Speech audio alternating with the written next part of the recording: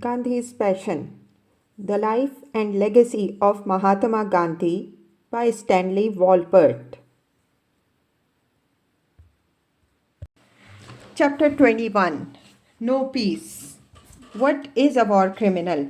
Gandhi responded to a Western reporter on the eve of the war's end. Was not war itself a crime against God and humanity, and therefore were not all those who conducted wars war criminals?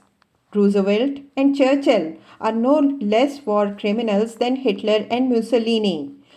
He saw little hope for peace through the United Nations, born in San Francisco that April of 1945, and was unwilling to journey west to teach the art of peace to America.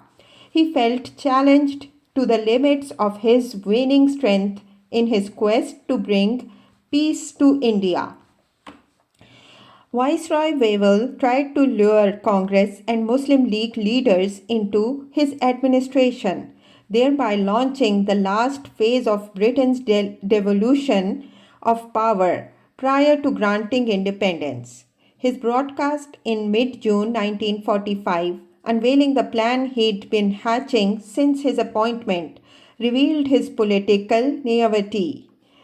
He proposed a new executive council with an equal number of caste Hindus and Muslims functioning under the 1935 Congress Constitution. Under his plan, only the Viceroy and Commander-in-Chief would remain Englishmen. Wavell wired his first invitation to Gandhi, who responded with the disclaimer that he represented no institution. Nonetheless, Wavell urged him to join his Simla conference and Gandhi agreed. His acceptance wire, however, informed the Viceroy that there were no caste and casteless Hindus who were politically minded and insisted that Congress alone represented all Indians. Gandhi urged Wavell to invite Maulana Azad, President of the Congress, and told Azad to convene a working committee meeting in Bombay. So, by the eve of Simla conference, Gandhi was back in harness as the force behind Congress despite his repeated disclaimers of power or influence. Viceregal wires energized Gandhi. He felt much stronger since meeting with Jinnah and started talking again about his much earlier expressed desire to live for 125 years. That should be everybody's lifespan. He met Vallabhbhai Patel in Panchgani, a hill station near Pune, where they rested for a few days before journeying on together to Bombay to meet the Congress Working Committee there on June 22nd. In British general elections, that July brought an end to Churchill's power. Labour's Clement Attlee moved into 10 Downing Street, and Gandhi's old vegetarian friend, Lord Pethick Lawrence, took control of Whitehall as Secretary of State for India. Bengal-born British communist R. Palm Dutt ditched former Tory Secretary Leo Amery for the House of Commons seat in Birmingham, and Nehru's close friend Krishna Menon and LSE Professor Harold Lasky became deputy chairs of the Labour Party. Labour's victory brought Congress aspirations and demands for Swaraj from the remote realm of dreams to imminent realization. Wavell's conference was thus overtaken on the eve of its start by the swiftness of political change in London. Nonetheless, the Simla show went on as planned. Gandhi was greeted en route there by crowds at every station, delirious and deaf with love or joy. He immediately met the Viceroy and remained in the salubrious summer capital of the British Raj until mid-July 1945. Nehru arrived a week after Gandhi did and tried without success to reach agreement with Jinnah on a power-sharing formula. Jinnah refused to negotiate with Azad, whom he called a showboy Muslim. Wavell soon viewed Jinnah's intransigence as the main stumbling block to agreement. By remaining aloof at Simla, Gandhi conserved his strength and permitted Nehru to return to Congress's center stage a year before he reclaimed its presidency from Azad. Weaver liked Nehru better than either Gandhi or Jinnah, viewing him initially at least as an idealist, straight and honest.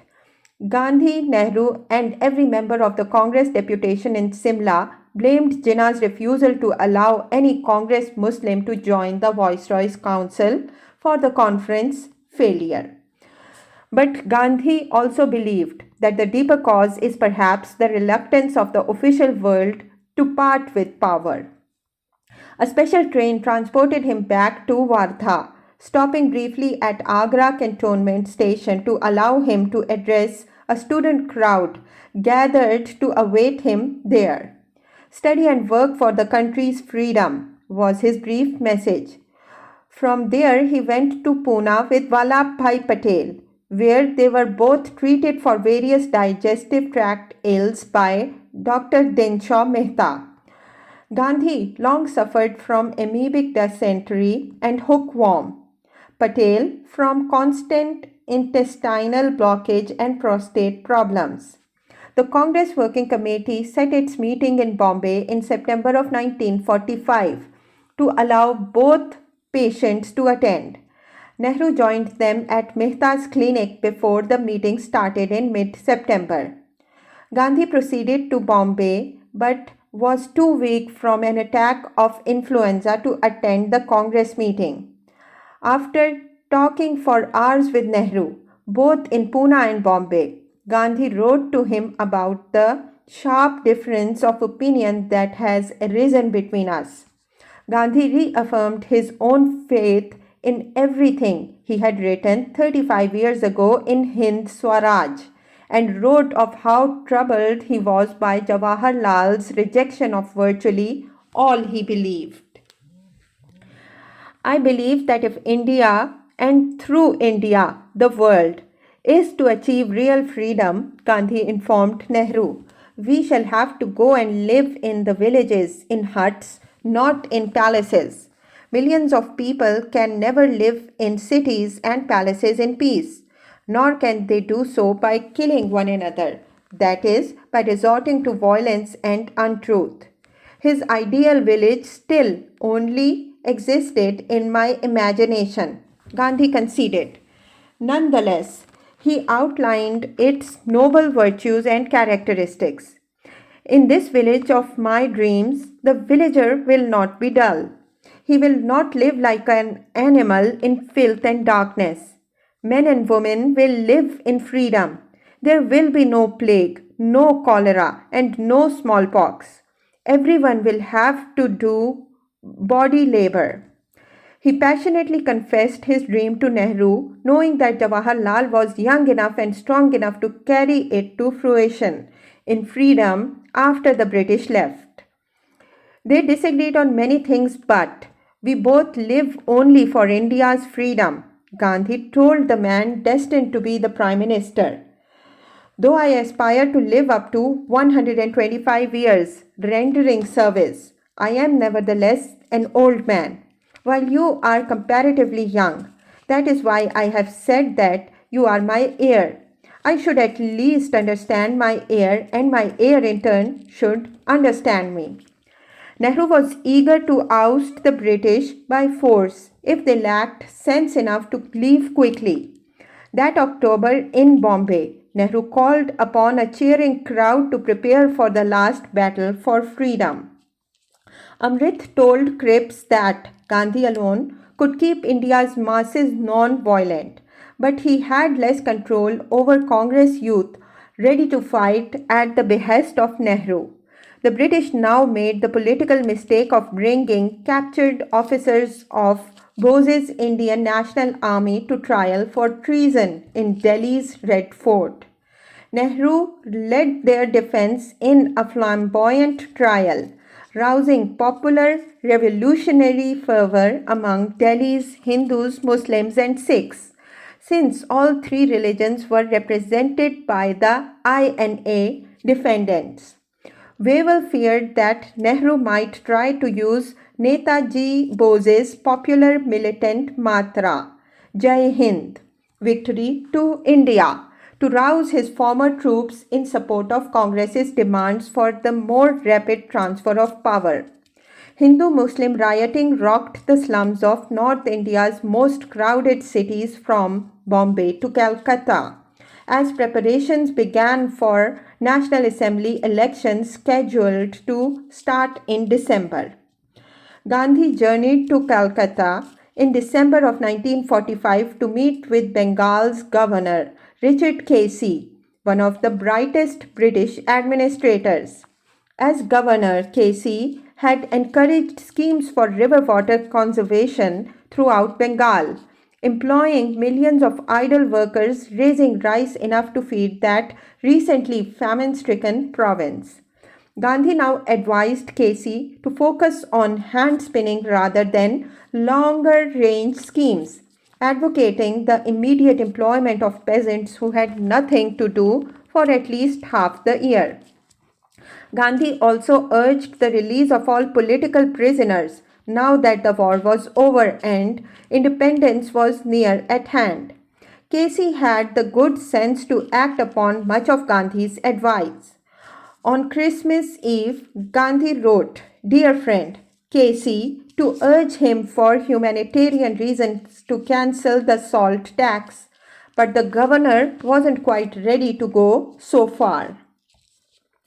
Gandhi no longer delivered long speeches, now that I am old, but softly prayed at his evening meetings, which in Bengal were often attended by more than 100,000 people. "I experienced supreme peace here," Gandhi confessed to his worshipful admirers. "Is it not enough that we should cheerfully shoulder the burden of the smaller tasks that fall to our lot?" But in 1946, Gandhi's tasks became much larger. Britain's Labour government geared up to transfer its power over India. In January, a British parliamentary delegation led by Robert Richards arrived in India. Elections held throughout British India in December 1945 proved how powerful a force Jinnah's Muslim League had become, sweeping all 30 separate Muslim seats in the Central Assembly, and while the Congress only won 55 of the general seats, 4 less than it had held before. In Delhi, the parliamentary delegation heard as many loud shouts of "Pakistan Zindabad, victory to Pakistan," as of Bose's battle cry, "Jai Hind."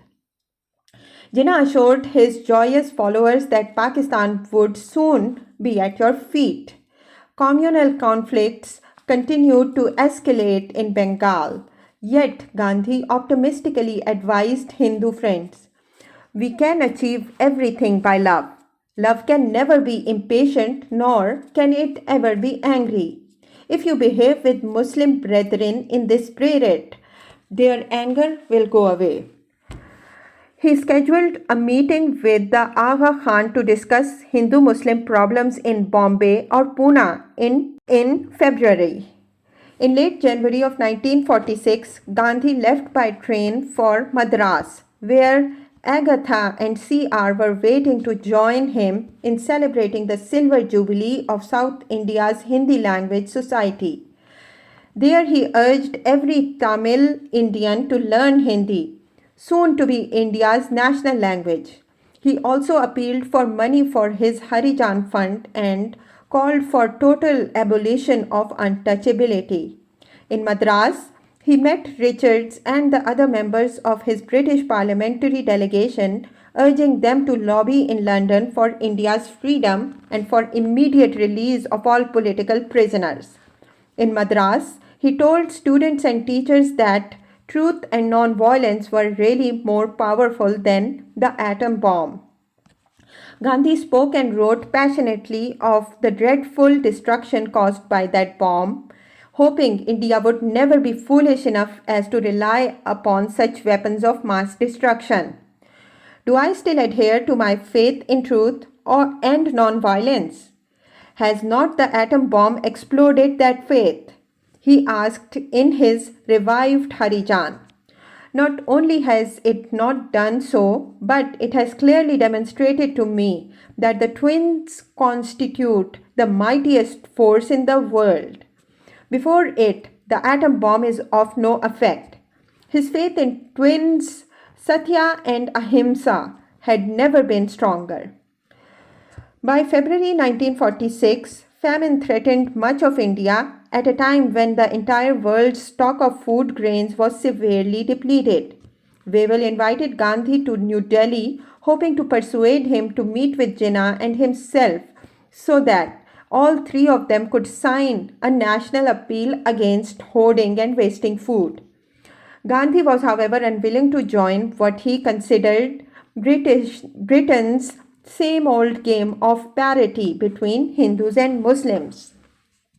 So the Viceroy sent his secretary, George Abel, to Sevagram to try to change Gandhi's mind. Abel was pleased to find Gandhi more friendly than he'd anticipated and to learn that he'd already written an article for Harijan that mostly met Wavell's requirements.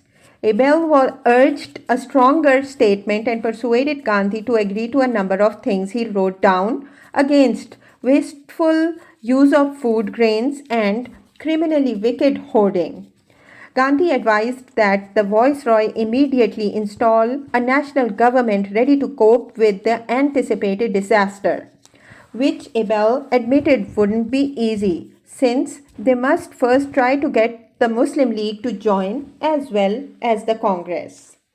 Before month's end, Gandhi urged Abel to put the Indian army to constructive anti-famine work, digging wells where most urgently needed. He also pointed out the potential for growing more food by turning all public gardens into vegetable plots and distributing such food through cooperative societies. Foodstuffs in military warehouses should be released forthwith to starving people, and bribery as well as hoarding must be repressed with imperial vigor. Gandhi promised Vallabhbhai to join him in Bardoli in late February. But shortly before, on February 18, 1946, India's first naval mutiny strike erupted in Bombay Harbour aboard the Indian Navy's cruiser Talwar. Young nationalist mutineers, excited by reports of Bose's rebel army heroes and Nehru's ardent defense of those charged with treason in the Red Fort trial, took control of India's largest naval vessel, hauling down its Union Jack and raising India's tricolour in its place, pointing their ships' big guns at the city. Congress quickly sent its strongest troubleshooter, Vallabhbhai Patel, to deal with that crisis. Patel firmly called on the mutineers to surrender before a British naval cruiser, Glasgow, reached Bombay. To what a pass have things come, Gandhi commiserated with Brother Vallabh. I hope you are well. He was very much relieved a few days later when the mutineers all listened to Sardar Patel and peacefully surrendered. They were badly advised, wrote Gandhi. They were thoughtless and ignorant. If they believed that by their might they would deliver India from foreign domination. Gearing up to transfer its imperial power to India, Prime Minister Clement Attlee's Labour cabinet appointed a troika of its ministers, Pethick Lawrence, Stafford Cripps, and A.V. Alexander, to undertake Britain's final cabinet mission to India. My colleagues are going to India with the intention of using their utmost endeavours to help her attain freedom as speedily and fully as possible, the Prime Minister announced in mid-March. India herself would have to choose her future situation and position in the world. Attlee explained to Britain's House of Commons. He hoped India would decide to remain within the British Commonwealth. The cabinet mission reached India on March 23, 1946, the 6th anniversary of Muslim League's Lahore Resolution, celebrated by Muslims as Pakistan Day. Cripps met with Jinnah on 30th March, finding him reasonable but completely firm on Pakistan. The Trioca all met Gandhi 3 days later. He began by urging them to abolish the salt tax. Briefing them on his recent talks with Jinnah, he told them that Jinnah is sincere but his logic is utterly at fault. But then advised them to invite Jinnah to form the first government and choose its personnel. The cabinet mission was not willing to take his advice any more than Mountbatten would be a year later. They later opted instead to ask Nehru, considered by Attlee as well as Cripps to be India's best potential prime minister due to his Harrow-Cambridge sophistication, brilliance and charm. Pethick Lawrence thanked Gandhi for coming to help them in their mission and expressed penitence for Britain's many misdeeds in the past. Though Gandhi met with the cabinet mission as often as they wished and did his best to assist them to reach their painfully delayed decision and devise their final formula, his primary passion and interest at this time was to teach nature cure therapy to India's impoverished villagers. His recent prolonged stay with Vallabhbhai at Dr. Mehta's clinic had reignited his old interest in neuropath cures.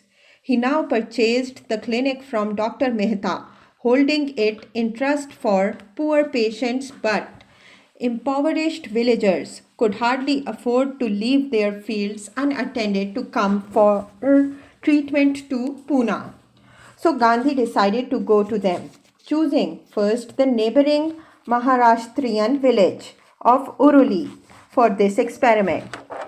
Why have I got involved in nature cure in the evening of my life? He wrote about his decision in Harijan. Was I not too old to take up new things? The still small voice within me whispers, why bother about what others say? You have confidence in your capacity. If you hide this talent and do not make use of it, you will be as a thief. As long as he pursued his reborn passion for nature cures with perfect detachment, he believed that his work would help him to live 125 years.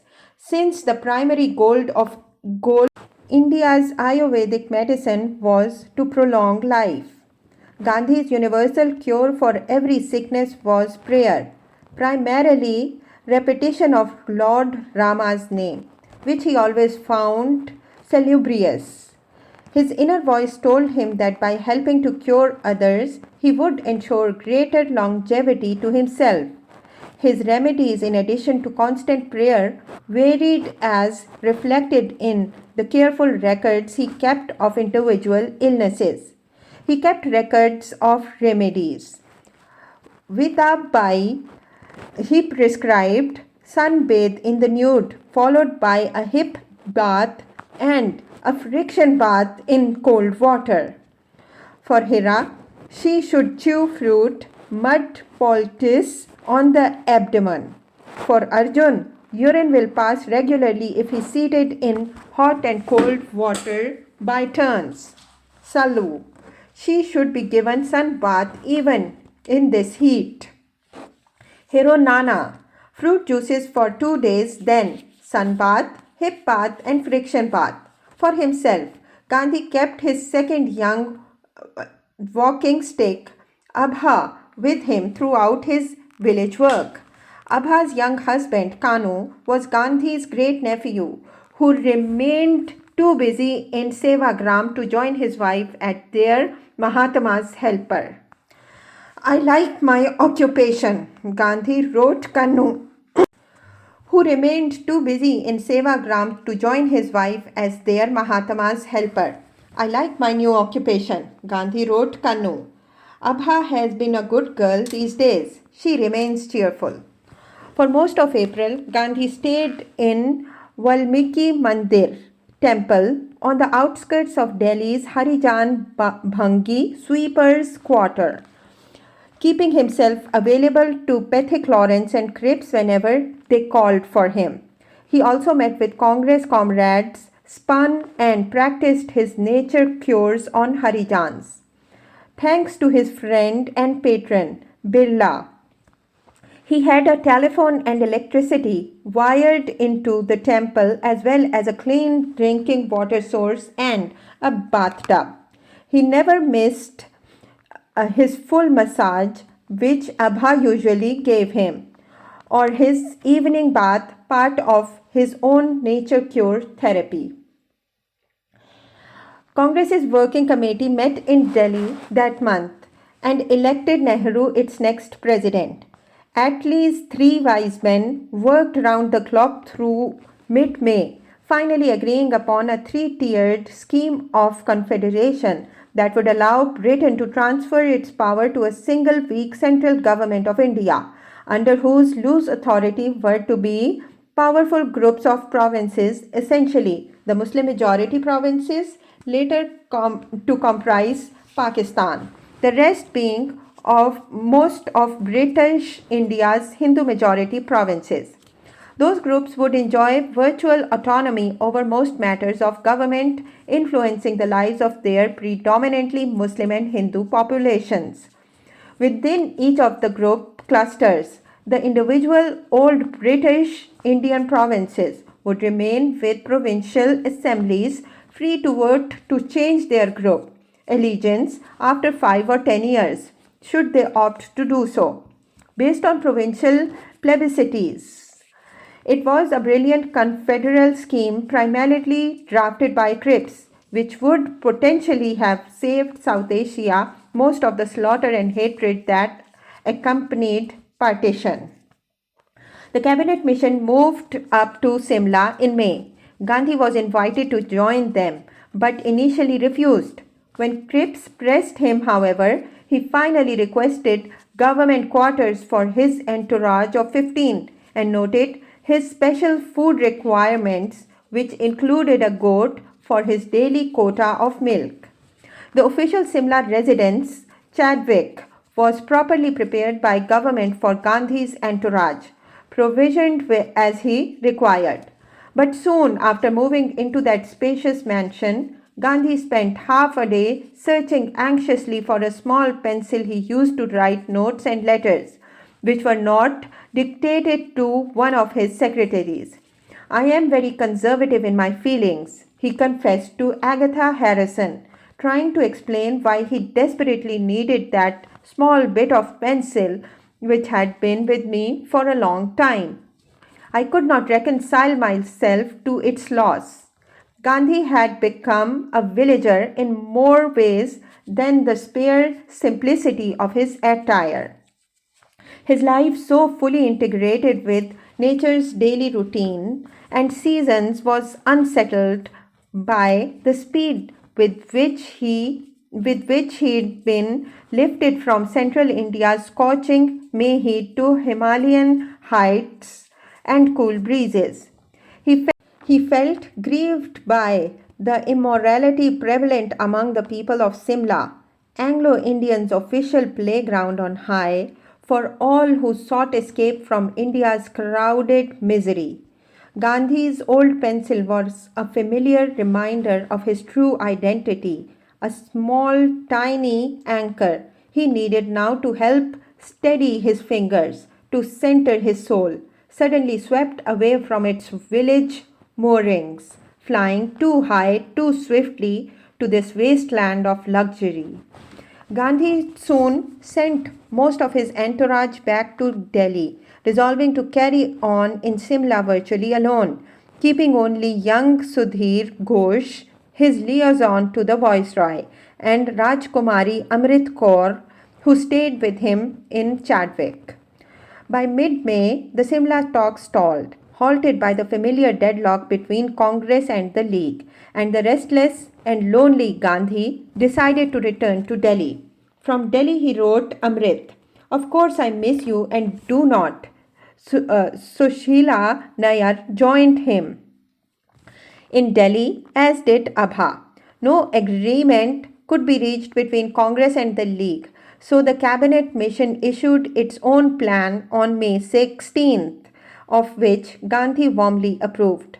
The three-tiered confederal constitution would give Muslims most of their Pakistan demand while saving South Asia from the tragedy of partition. It contained the seed to convert this land of sorrow into one without sorrow and suffering. Gandhi told his prayer meeting that evening in Delhi. The alternative, as the mission's report rightly warned, would be a grave danger of violence, chaos, and even civil war. The strong second tier groups of provinces were the creative key in the cabinet mission's plan, which, as its authors cautiously explained, would have to be accepted in its entirety in order to work properly.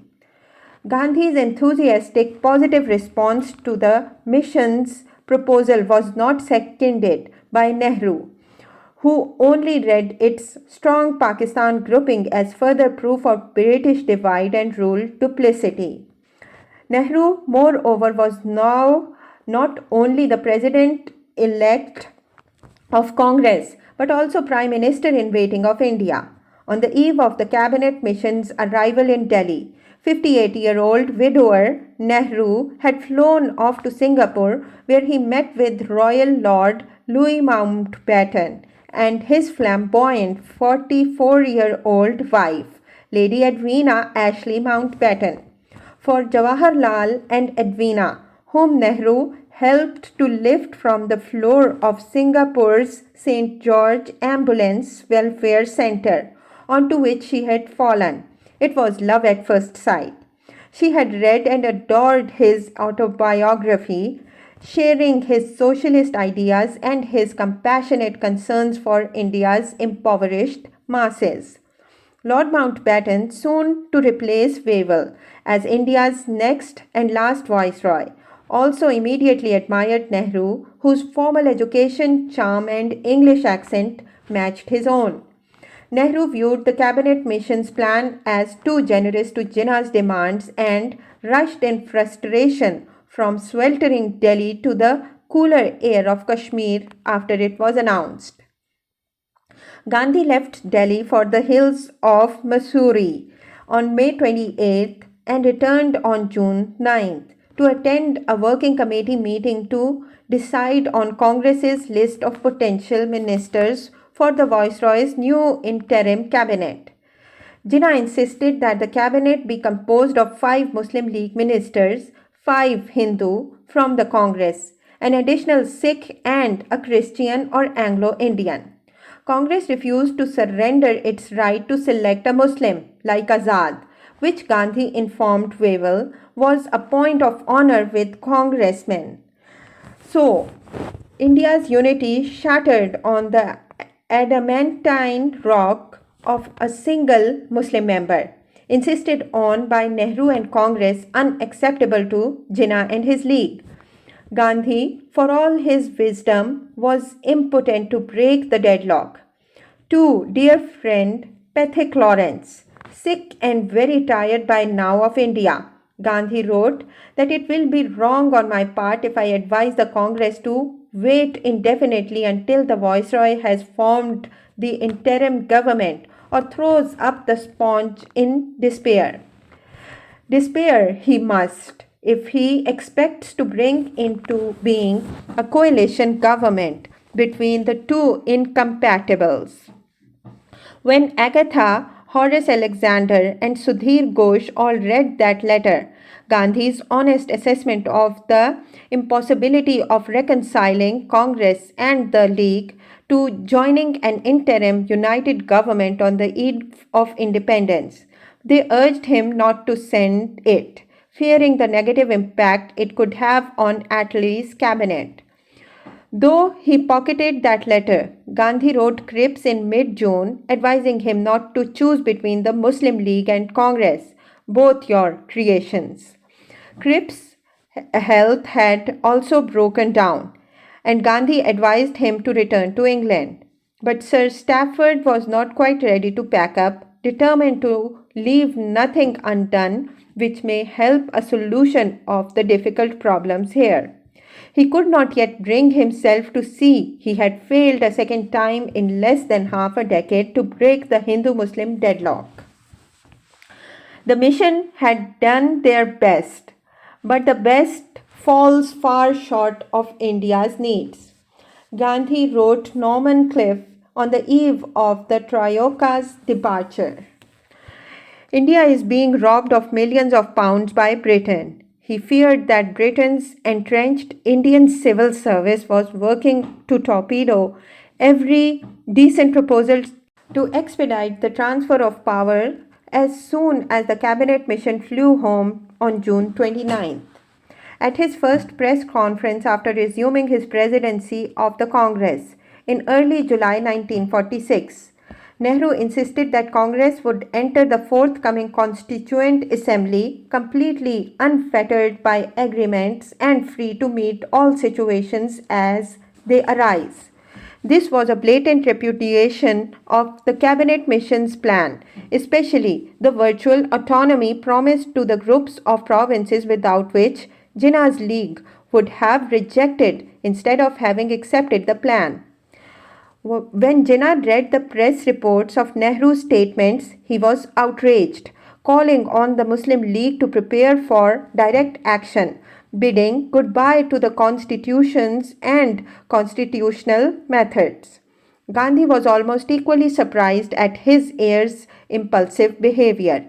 If it is correctly reported, some explanation is needed. Bapu wrote to Jawaharlal, "It must be admitted that we have to work within the limits of the state paper.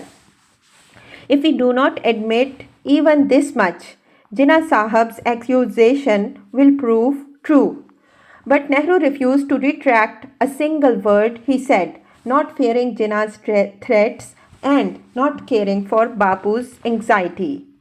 A great many things seemed to be slipping out of hands of the Congress, Gandhi sadly reported to Brother Vallabh in July. Violence had been rampant for the past week in Ahmedabad. A post-strike had spread throughout Bombay, and Harijans as well as the Muslims ignored the pleas of Congress for peace. Gandhi called for senseless disorder to end, pleading with Dr. Ambedkar to call off the satyagraha he'd launched against all business in Bombay.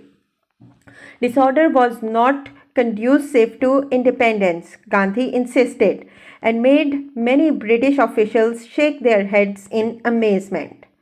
On August 16, 1946, Calcutta turned into a killing field starting in Maniktola, where mobs of Muslims responding to the League's proclamation of direct action butchered neighboring Hindus who retaliated on the next day. For 4 days and nights, the city was a scene of continuous communal slaughter that claimed the lives of 400, left thousands wounded, and made tens of thousands homeless. The underworld of India's most populous city took unfettered control as all of Calcutta's police and soldiers stayed home on officially proclaimed holiday or slept in their barracks. Congress blamed Muslim League Chief Minister H.S. Soharwardi for having proclaimed August 16th a holiday and the Viceroy for having failed to call out the troops. 11 days after the Calcutta killing started, Wavell met with Nehru and Gandhi and told them that what he had seen could only be avoided elsewhere by some lessening of communal tension through coalition governments. He urged them to reopen negotiations with Jinnah. Gandhi and Nehru believed, however, that Wavell himself was to blame and had to be replaced. Gandhi wired Sudhir Ghosh in London, asking him to inform Pethick, Lawrence, and Attlee of Congress's lack of confidence in the Viceroy. Sudhir met at once with the old Secretary of State, whose response was rather sticky. But 2 days later, Sudhir spoke to Attlee, who showed more understanding. The Prime Minister brought the matter before the entire cabinet and appointed a new Viceroy, Lord Mountbatten, within the year. Gandhi felt obliged to remain in Delhi, but was so sick over the murderous Calcutta riots that he chose to remain silent, words failing him. A few days later, he wrote in Harijan, "If through deliberate courage the Hindus had died to a man, that would have been deliverance of Hinduism and India and purification of Islam in this land. As it was, a third party had to intervene to still mutual savagery." He urged all the new ministries of interim government to let Nehru sworn in by Wavell on September 1st, 1946, to ever seek to attain communal harmony. Vallabhbhai Patel was put in charge of Home Affairs, which gave him control over India's police. Nehru kept external and Commonwealth affairs portfolios to himself. The way to Purna Swaraj has at last been opened, Gandhi announced, but this optimism was overtaken by the chaos and violence spreading its poison throughout India. Rioting rocked Bihar, and deadly stabbing became daily occurrence in Delhi. Most passengers considered it unnecessary to buy train tickets and simply jumped aboard for long journeys. Looting, arson, and murder were rampant in the central provinces as well as Bihar. In Jabalpur, Hindu fanatics shouting "Death to Christians" attacked actors whose play ended with a prayerful hymn to Jesus. "We have gone completely mad," Gandhi wrote to a sadly depressed disciple. Still, he strongly objected to Congress ministries calling upon the army and police to break up the striking workers or to stop protesters, arguing that would only admit Congress's impotence. But every evening, Gandhi prayed that Nehru and Jinnah would agree to cooperate in running the interim government and work together to stop the slaughter, hunger, corruption, and black marketing. Deadly floods now ravaged Assam and eastern Bengal. There was greater violence caused by human intolerance. While in Delhi, Gandhi learned that the small Hindu community of Naukhali district had come under assault from Muslim neighbors and women were being abducted and converted to Islam. So on the eve of what was to have been his return to Sevagram, Gandhi resolved that God wanted him to go to Bengal. Some of those who heard his protests denouncing that tarnishing of Bengal's fair name asked Gandhi why he did not fast to stop such communal madness. "There is no inner call," he replied. "Let people call me a crowd if they please. I have faith that when the hour arrives, God will give me the strength." 2 weeks later, he turned 77. Gandhi resolved to undertake his first pilgrimage to Naukhali in eastern Bengal, determined to walk alone through that district's sea of blood, seeking by his act of passionate self-sacrifice to stop its deadly flow.